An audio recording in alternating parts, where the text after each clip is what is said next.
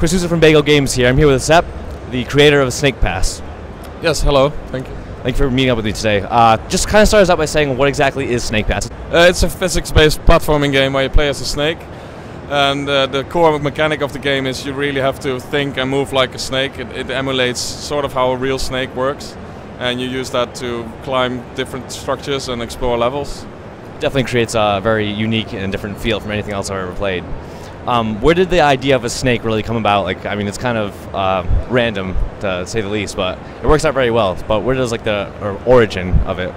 It actually sort of came to in existence by coincidence. I was just finished with Little Big Planet 3, and Sumo asked me to move on to Crackdown 3, which is an Unreal game.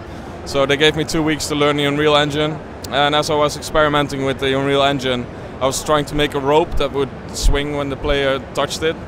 So as I was making this, at some point I forgot to attach the rope to the ceiling, and when it fell on the floor in this really nice smooth shape, when I first saw that, I thought, wow, I've never seen anything like that before. Let's see if I can make a game out of that.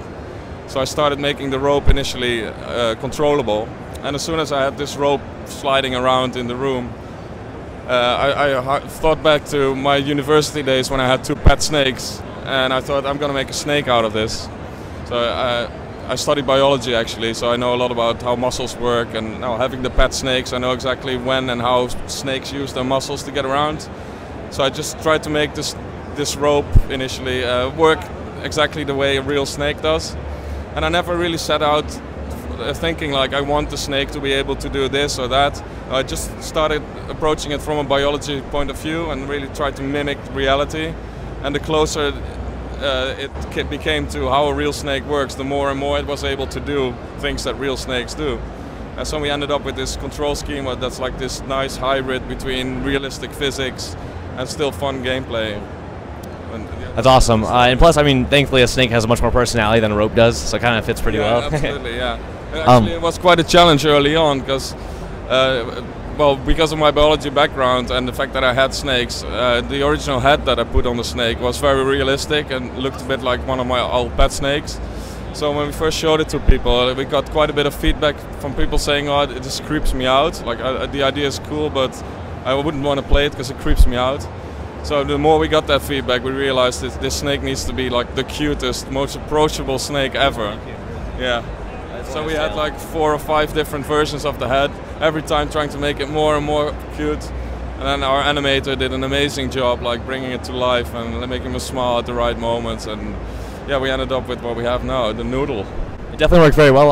The aesthetic of the game is beautiful. It's very, very pretty. It reminds me of like the old style of like N64 platformers, like Banjo-Kazooie, even Conker's. You know, Conker's a little more mature. Yeah. But with the aesthetic, I'm sure it's very well complemented by the soundtrack, which is by David Wise, I believe. Yeah, correct? That's right. Yeah. And obviously, I mean, he makes Donkey Kong Country music. He has a very good resume. How was it working with him? What was that experience like? Well, for me, it's like literally like a dream come true because I've been a fan of his for as long as I can remember. Like I remember as a kid playing Donkey Kong and going into a specific level, the one that plays Sticker Brush Symphony. Yes.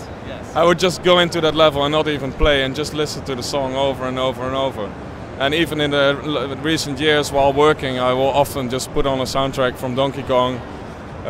Lately, the Tropical Freeze was one of the last soundtracks. I listened to that thing over and over and over, so I absolutely love his music. And when I got a chance to work on this game, I sort of jokingly said, now I also want David Wise to do the music.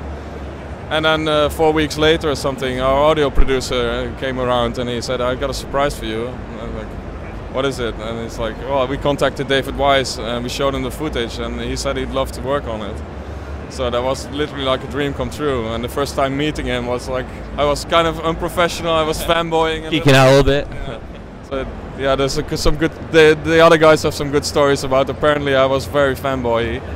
But I think David's an awesome guy. He's really relaxed, calm and professional. And yeah, the songs that he's made for the game are absolute gems. Especially, yeah, they're all great, but the water level one is just one of my favorite songs he ever did. So yeah, very happy about that. I'm glad you gave a shout out to Sticker Brush Symphony, that one, and the aquatic ambience underwater level from the first one. Yeah, my favorite as well. Love that one as well. Fantastic composer. Forest Interlude. I got a bunch of favorites. Yeah. Great. So when's this coming out? It's coming out March 28th on all the platforms, including Switch, as well as Steam. You can currently pre-order it on PlayStation Network for $15.99, and the full retail price will be $19.99. Awesome. We're looking forward to it. Thank you.